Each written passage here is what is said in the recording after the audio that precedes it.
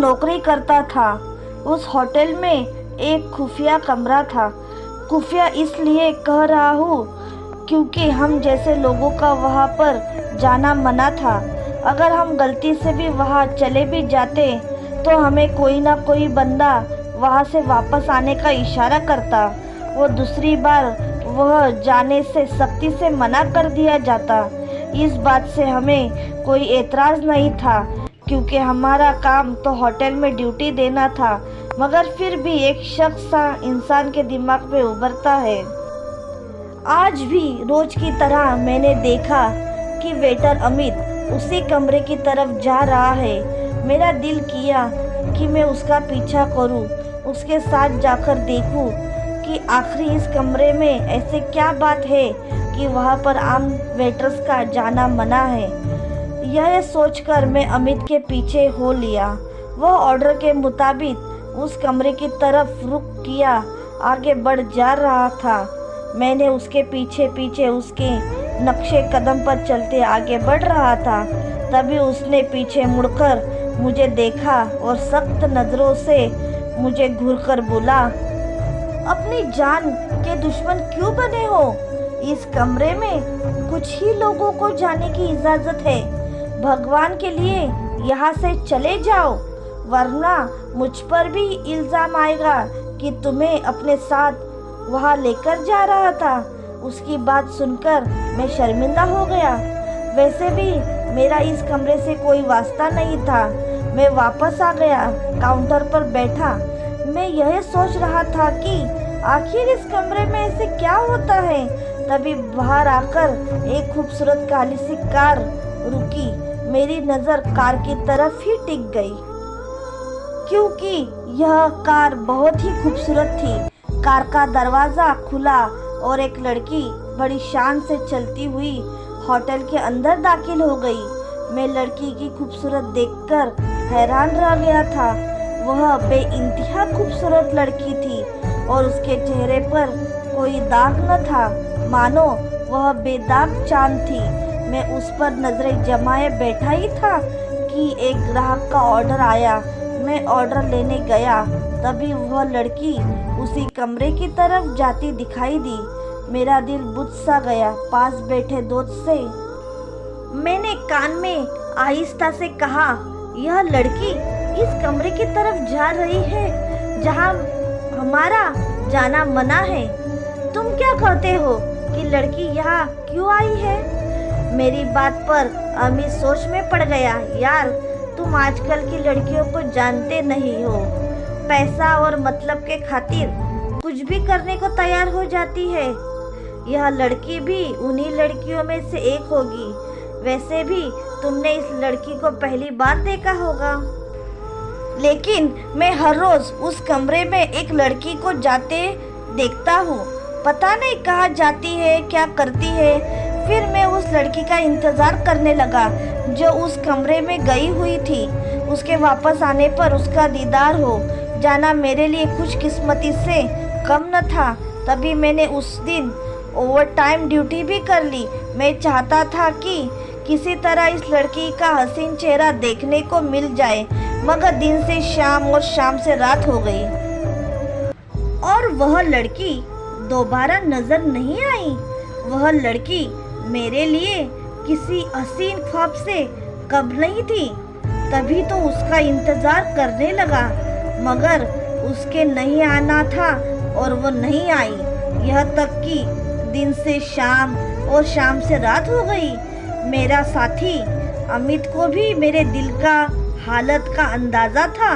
कहने लगा, मैं जानता हूँ कि तुम उसी लड़की का इंतज़ार कर रहे हो, मगर तुम क्या यह भी जानते हो कि वहाँ से जो लड़की एक बार चली जाए उस कमरे से वापस नहीं आती।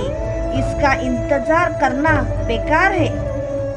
अमित की बात सुनकर मैं मायूस हो गया, मगर मेरे दिल में एक उम्मीद थी कि वह मुझे एक दिन ज़रूर मिलेगी। मैं सोचने लगा कि शायद वह दूसरे दरवाजे से कहीं चली गई हो और कल दोबारा अपने किसी काम से वापस आ जाए। हमारे इलाके में ज़्यादातर लोग घूमने के लिए आते थे, जिनमें ज़्यादातर बाहर मुल्क के जोड़े शामिल होते थे। मैं कल का इंतज़ार करने लगा, शायद वह कोई गैर मुल्की हसीना हो। यह सोचकर मेरी उम्मीद बढ़ गई थी। ठीक उसी समय दिन के 12 बजे एक काली कार आकर होटल के मेन दरवाजे के आगे रुकी। मेरी तो खुशी का इम्तिहान नहीं रही थी, क्योंकि उस कार में से उसी काटी की एक लड़की निकली थी। मैं समझ गया कि वह लड़की है, मगर क्या यह उसने तो अपना चेहरा ढका रखा है। वह काले बुर्के में छुपी हुई थी और उसने सिर पर कुछ कपड़ा पहन रखा था, जिसकी वजह से मैं उसका चेहरा नहीं देख सका। मगर दिल में यही खुशी बहुत थी कि यह लड़की कहीं नहीं गई, बल्कि इसी होटल में दोबारा आई है। मैंने अमित को भी उसकी तरफ देखने को कहा। वह कहने लगा कि तुम्हें गलतफहमी हुई है, यह कोई और लड़की भी हो सकती है। उसने तो अपना चेहरा भी ढक कर रखा है, और तुम उस होटल में आने वाली लड़कियों पर अपना दिल मत ले आना। यह तो आवारा और अय्याश लड़कियां आती है। तुम तो एक शरीफ घराने के लड़के हो। अमित की बातें मेरे दिल को काटती थी, मगर वह सही कहता था। भला एक होटल के कमरे में एक अकेली लड़की का क्या काम?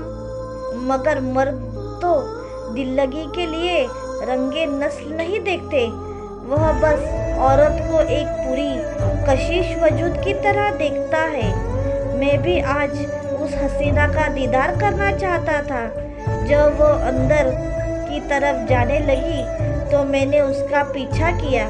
पता नहीं क्या था जो मुझे उसकी तरफ खींच रहा था। अमित ने मुझे मना भी किया कि अगर तुम मालिक के उस खास वेटर ने देख लिया तो वह तुम्हें अच्छी खासी डांट सुनाएगा, क्योंकि गाड़ी से निकलने वाली लड़कियों को उस लड़की के साथ अमित ही अंदर कमरे तक लेकर जाता था। पर उस दिन मुझसे सब्र नहीं हुआ। मैं उस लड़की के पीछे पीछे चल पड़ा। बात सुनिए, मैंने उससे बात करने की कोशिश की, मगर उसने अपनी रफ्तार तेज कर दी। उसका बुर्का उसके कदमों में आ रहा था और वह बहुत परेशान और नर्वस लग रही थी। लगता था कि उसे मेरा बुलाना अच्छा नहीं लगा, मगर वह वही लड़की थी मेरे दिल कह रहा था। तभी आगे बढ़कर मैंने उसका रास्ता रोक लिया, मगर यह देखकर मेरी आंखें फटी की फटी रह गई, क्योंकि यह वह लड़की नहीं थी, बल्कि मेरी अपनी सगी बहन थी। तुम यह कैसे आई? मैंने उससे हैरत से पूछा। उसने मेरी बात का कोई जवाब नहीं दिया। उसी वक्त वह मालिक का खास वेटर अटका और मुझसे गुस्से भरी निगाहों से देखकर बोला, तुम यह क्या कर रहे हो? मालिक के तुम्हारे शिकायत लगाऊं? लगता है आजकल तुम इस कमरे के आसपास ज़्यादा ही मंडराने लगे हो। तुम्हारा इलाज करना पड़ेगा। उसने मुझे तेवर दिखाए, मगर मुझे कोई फर्क नहीं पड़ा, क्योंकि मेरी अपनी सगी बहन आज उस कमरे में जा रही थी और मुझसे सब्र नहीं हो रहा था। मैं उसे उस कमरे से खींचकर बाहर ले जाए। इस कमरे में आज तक जो लड़की गई थी, अमित को छोड़ के वह वापस नहीं आई थी, मगर मैं किस को बता भी नहीं सकता था कि मेरी बहन इस होटल के उस खुफिया कमरे में गई है। आखिर यह मेरी इज्जत का सवाल था। मैं किससे मदद भी नहीं मांग सकता था। मैं इसकी बात पर सर झुकाकर वहां से चला आया, क्योंकि उस वक्त सिक्योरिटी गार्ड भी वहीं खड़ा मुझे देख रहा था। होटल में इतनी बड़ी मैनेजमेंट से पंगा लेना मेरे बस की बात नहीं थी। फिर मैं खामोश होकर काउंटर पर वापस अमित के पास आकर बैठ गया। हो गया दीदार भाभी का? मेरे पास कोई जवाब नहीं था। नहीं यार, एक बहुत बड़ी दिक्कत हो गई है। मैंने अमित को सारी कहानी बताने का फैसला किया, क्योंकि अमित को बताए बगैर अपनी बहन को बचाने का कोई चारा भी नहीं था। उसे बताए बगैर मैं अपनी बहन की मदद नहीं कर सकता था। एक यही था जो मेरी मदद कर सकता था। वह कमरा जहाँ मेरी बहन गई थी, उसके बारे में किसी भी वेटर की अच्छी राय नहीं थी। मेरा दिल तो कांप रहा था, मेरे माथे पर एक तनाव सा था। मैं अपने बहन के बारे में सोच कर ही कांप रहा था। आखिर मेरी बहन के साथ उस बंद कमरे में क्या हो रहा होगा। थोड़ी देर बाद अमित ने मालिक के उस खास वेटर से न जाने क्या बात कही कि उसे रहम आ गया। शायद वह भी बहुत बेटियों वाला था, इसलिए यह मेरी मजबूरी समझ गया था। मगर हम सब यहाँ वेटर थे, एक हद से ज़्यादा एक दूसरे की मदद भी नहीं कर सकते थे। उसने मुझे इजाज़त तो दे दी थी, मगर सिर्फ और सिर्फ मेरे अपने रिस्क पर मैं फ़ौरन उस कमरे की तरफ बढ़ा। मेरे ख्याल से तो उस कमरे के अंदर से बंद होना चाहिए था, मगर मैंने जैसे ही चाबी घुमाई तो देखा कि कमरे का दरवाज़ा आसानी से खुल गया। लेकिन धड़कते दिल के साथ जैसे ही मैंने कमरे का दरवाज़ा खोला तो कमरे को एकदम खाली पाया। कमरे में मौजूद मखमली पर्दे सर कर रहे थे और इस कमरे में किसी तरह की कोई हरकत नहीं थी। मुझे बहुत अजीब सा लगा। अभी तो मेरी बहन इस कमरे में दाखिल हुई थी, अभी के अभी वह कहाँ चली गई। यही सोच कर मेरा दिमाग खराब हो रहा था।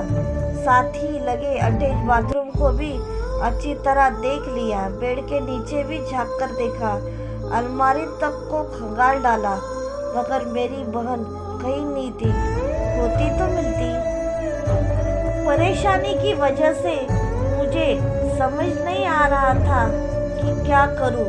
इतने में बाहर से किसी के कदमों की आवाज़ सुनाई दी। यह वही लड़का था जो मुझे बाहर आने के इशारे कर रहा था। मजबूरन मैं फौरन उस कमरे से बाहर निकला। बाहर निकलते ही मैंने उस लड़के से पूछा, तुम इस कमरे में क्या करने आते थे? यह कमरा तो खाली है, उसमें तो कोई नहीं है। मैं तो यह शरबत देने आता था। 2 गिलास शरबत के मुझे दिए जाते थे, वह इस कमरे में पहुंचाने आता था। एक औरत मुझसे वह गिलास ले लेती है, इसके बाद मैं वापस आ जाता हूँ। मुझे नहीं पता कि यह क्या होता है। इसके बाद सुनकर मैं हैरान रह गया। मेरी समझ में नहीं आ रहा था कि मेरी बहन आखिर इस कमरे से गई कहाँ। उससे पहले कि हम वहाँ से अपने कदम हटाते, मुझे कमरे की कालीन में कुछ हरकत सी महसूस हुई। मैं अंदर जाने ही लगा था कि उस लड़की ने मुझे खबरदार कर दिया और फिर एकदम कमरे की बिजली बंद हो गई। हमें वहाँ से वापस आना पड़ा। यह जगह खतरनाक थी, यहाँ जाना आसान बात नहीं थी, मगर यह लड़का मेरी मजबूरी समझता था। तब उसने एक सिक्योरिटी गार्ड जो उसका दोस्त था, उसने उसे सारी बात समझाई। वह सिक्योरिटी गार्ड एक बुजुर्ग आदमी था। वह भी हमारी मजबूरी तकरीबन समझ ही गया था। उसने भी जब मेरी बहन के बारे में जाना तो वह भी मेरी मदद करने के लिए तैयार हो गया। बोला कि मैं तुम्हें जाने की इजाज़त तो दे दूंगा, तुम उस कमरे में जाकर जो चाहे करो, अच्छी तरह अपनी तसल्ली कर लो। मगर इस कमरे में आज तक जो भी लड़की गई है वह दोबारा बाहर नहीं आई। उस कमरे में अजीब तरह की बातें मशहूर है, लेकिन अगर तुम्हारे मुताबिक वह कमरा खाली था तो इस बात का यकीन खुद भी कर लो। हो सकता है तुम्हारी बहन किसी दूसरे कमरे में गई हो चाचा की बात सुनकर मुझे गुस्सा तो बहुत आया, मगर मैं खामोश रहा। मुझे अपनी बहन पर पूरा भरोसा था। वह कभी माँ बाप की इज्जत पर आँच नहीं आने दे सकती थी, मगर उसकी इस हरकत ने मुझे अपने दोस्तों के सामने भी शर्मिंदा कर दिया था। बहरहाल वह मेरी बहन थी, मैं उसे यूँ फेंक नहीं सकता था। मेरे मम्मी पापा उसके घर से गायब होने पर परेशान थे। वह तो थाने तक जाना चाहते थे, मगर मैंने उन्हें तसल्ली दे दी और कहा कि मैं अपनी बहन को खुद तलाश करके अपने घर तक ले आऊँगा। उनको परेशान होने की कोई ज़रूरत नहीं है। पापा को तो कुछ मैंने समझा भी दिया था कि मेरे होटल में ऐसे लोग हैं जो मेरी मदद कर सकते हैं, लेकिन माँ बाप कहाँ से चैन से बैठने वाले थे। बहरहाल मैं उस बूढ़े अंकल की मदद से उस दरवाजे तक पहुँचने में दोबारा कामयाब हो गया जिससे मेरी बहन अंदर गई थी। मुझे यकीन था कि उस कालीन के नीचे ज़रूर ऐसी कोई चीज़ होगी जिससे मेरी बहन की गुमशुदगी का राज छुपा है। मैं ऊपर वाले का नाम लेकर उस कमरे के अंदर दाखिल हो गया और फिर मैंने कमरे को अच्छी तरह चेक करने के बाद कमरे में पड़ा मोटा कालीन एक तरफ सरकाया। मैंने देखा बीच में पड़ी कालीन पर एक टुकड़ा था जिसे आसानी से उठाया जा सकता था। टुकड़ा हटाने के बाद अंदर बने एक लोहे के दरवाजे पर मेरी नज़र पड़ी तो मैंने उसे अपने दोनों हाथ से आहिस्ता से उठाकर दूसरी तरफ रखा और फिर नीचे बनी सीढ़ियों पर कदम रख दिया। मैं जान गया था कि होटल में इस कमरे के किसी तहखाने का रास्ता है। मैंने जल्द से उस तहखाने में उतरने का फैसला किया क्योंकि मैं जल्द से जल्द हकीकत तक पहुंचना चाहता था। और फिर अंदर जाते ही मुझे कुछ ऐसे दिखा जिसे देखते ही मेरे होश उड़ गए। अंदर जैसे एक पूरी दुनिया आबाद थी। हर तरफ खूबसूरत कमरे बने हुए थे। वे और टाइलों की ऐसी चमक थी, मेरे आँखों हैरान हो रहे थे। लगता था कि यहाँ पर मौजूदा लोग दूसरी दुनिया के रहने वाले हैं। हर तरफ खूबसूरत ही खूबसूरत थी। फूल के पास बैठी लड़कियाँ बेहद हसीन लग रही थी। लड़कियों की तादाद तकरीबन 10-12 के करीब होगी, जबकि अमित के मुताबिक यहाँ तक 50 लड़कियाँ आकर होटल के कमरे में गायब हुई थी।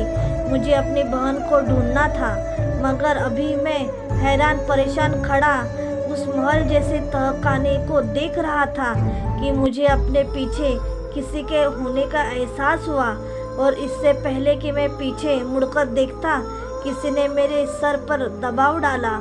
कोई चीज़ मेरे सर पर मारी गई और फिर मैं बेहोश हो गया। जब मेरी आंखें खुली तो कई घंटे गुजर चुके थे, मगर मेरी खुशकिस्मती के मैंने अपने सामने उसी सिक्योरिटी गार्ड को पाया जिससे कुछ देर पहले ही मेरी मुलाकात हुई थी। मैंने उससे पूछा कि मैं कहाँ हूँ। उसने बड़ी मुश्किल से बताया कि मैं होटल के तहखाने में कैद हूँ, जहाँ आते हुए तुम सिक्योरिटी के नज़र में आ गए थे। मगर उस बूढ़े गार्ड ने न जाने कैसे सिक्योरिटी से बातचीत करके मुझ तक पहुँचाकर मुझे बचाया, मेरा ख्याल रखा और मुझे होश में लाने की कोशिश की। मैं उनका शुक्रगुजार था, मगर उनकी परेशानी मुझे साफ नज़र आ रही थी। बेटा जल्दी करो, तुम्हें यहाँ से जल्द जाना होगा, क्योंकि मैं यहाँ पर बहुत ही ज़्यादा मुश्किल से आया हूँ। ना सिर्फ मेरी जान बल्कि मेरी नौकरी भी खतरे में है। बेटा तुम अपनी बहन के पीछे यहाँ तक आए हो, इसलिए मैंने तुम्हारी मदद की है, वरना यहाँ तक आने वाली लड़कियाँ को एक अच्छी लड़की समझने की गलती मत करना। मैं इस खेल से वाकिफ तो था, मगर यह नहीं जानता था कि यहाँ पर कोई तहखाना बनाया गया है जहाँ पर इन सब लड़कियों को कैद किया जाता है। और यहाँ का मालिक इन्हें अपने मकसद के लिए इस्तेमाल करता है। मैं तो तुम्हारी बहन को पहचानता भी नहीं हूँ। तुम्हें खुद उन लड़कियों में से अपनी बहन को तलाश करना होगा। उसके बाद मैं तुम्हें एक रास्ता बताऊंगा जिससे होते हुए तुम इस तहखाने से बाहर निकल जाओगे। मगर ध्यान रहे, कोई चालाकी दिखाने की कोशिश मत करना। सिर्फ अपनी बहन को यहाँ से लेकर जाना, कोई चीज़ उठाना मत और ना ही किसी से कोई फालतू की बातें करना। मैं तुम्हारे लिए सब इंतजाम कर दूंगा। जल्दी से जाकर अपनी बहन को पहचानो। मैं बूढ़े अंकल की बात सुनने के बाद वहाँ से उठा और उठकर दूसरे कमरे में आ गया जो खुले हाल जैसा था। मेरी नज़र उसी लड़की पर पड़ी जो मासूम सी सूरत बनाए उन सब लड़कियों में अलग ही नज़र आ रही थी। मुझे जल्दी से अपनी बहन को तलाश करना था, मगर मुझे इसकी ज़रूरत नहीं पड़ी। मेरी बहन कहीं अंदर वाले कमरे से भागते हुए आकर जोर से मुझसे लिपटी और रोने लगी। अपनी बहन को ऐसी हालत में देखकर मेरा सर शर्म से झुक गया और बिना किसी बातचीत में उसे वहां से बाहर ले आया। बूढ़े गार्ड के बताए हुए रास्ते से मैं वहां से निकल गया। उस लड़की का ख्याल मुझे अभी भी सता रहा था। मैं उसे भी इस लर्क से निकालना चाहता था। सच पूछो तो मेरी पहली नज़र उसी पर पड़ी थी, मगर मुझे अपनी बहन की इज्जत प्यारी थी, इसलिए सबसे पहले मैं अपनी बहन को ही वहाँ से बाहर लाया। मेरी बहन मुझसे माफ़ी मांगने लगी। मैंने उसकी किसी बात पर कोई खास ध्यान न दिया, बस उसे जल्दी से गाड़ी में बैठाकर घर ले आया। घर आकर मैंने उसे गाड़ी से घसीटते हुए बाहर निकाला और माँ बाप के सामने किसी मुजरिम की तरह पेश किया। वह भी डर के मारे कांप रही थी। उसने बताया कि वह किसी से मिलने नहीं बल्कि एक नौकरी की तलाश में गई थी, जिसके बारे में बताया जा रहा था कि सैलरी बहुत ही ज़्यादा है। मेरी बहन मेरी मदद करना चाहती थी, मेरा बोझ कम करना चाहती थी, इसलिए उसने यह कदम उठाया। वह जानती थी कि मैं इस होटल में पहले से ही जॉब करता हूँ, इसलिए उसे यहाँ के लोगों पर भरोसा था। क्योंकि मैं घर में अपने बॉस, अपने मैनेजमेंट की हमेशा तारीफ किया करता था, वो मुझे बिना बताए अपनी जॉब का सरप्राइज देना चाहती थी। मगर मेरी बहन को शायद इस जालिम ज़माने का नहीं पता था। यह ज़रूरी नहीं है कि हर अच्छा नज़र आने वाला इंसान अंदर से भी अच्छा हो। उसके कई रंग हो सकते हैं। हम सब शुक्रगुजार थे कि मेरी बहन एक बड़े हादसे का शिकार होने से बच गई। मैंने अमित और उसके दोस्त और सिक्योरिटी गार्ड से दोबारा बात की। इस खुफिया तहखाने को पुलिस की मदद से उन गुनाहों को और बुराइयों का अड्डा बनने से रोका जाए जो ना निकलने वाली दलदल की तरफ होते हैं। मगर वह मुझसे यह कहकर मुझे खामोश करवा देते कि इस देश का इंसान भी बिका हुआ है। अगर तुम यह कोशिश करोगे तो अपनी भी जान से जाओगे। जो हुआ उसे भूल जाओ। मगर मैं आज तक उस हसीना का चेहरा भुला नहीं सका जिसे मैंने पहले दिन उस होटल के दरवाजे से अंदर आते देखा था। मैं अपनी बहन की इज्जत बचाने में तो कामयाब हो गया, मगर अपनी मोहब्बत हार कर हमेशा के लिए खुद को हारा हुआ महसूस कर रहा हूँ। और आज भी मैं खुद को उस लड़की का मुजरिम समझता हूँ। तो दोस्तों, यह थी हमारी आज की कहानी। आपको कैसे लगी और क्या कहना आपका इस कहानी के बारे में, कमेंट करके हमें ज़रूर बताइए। वीडियो को लाइक कर दीजिए और इसी तरह कहानी को लगातार देखने के लिए चैनल को सब्सक्राइब करके घंटी को दबाकर ऑल पर सेट कर लीजिए, ताकि आने वाली वीडियो का नोटिफिकेशन आपके पास तुरंत पहुँचे। मैं मिलती हूँ आपको अगले वीडियो में। तब तक के लिए धन्यवाद।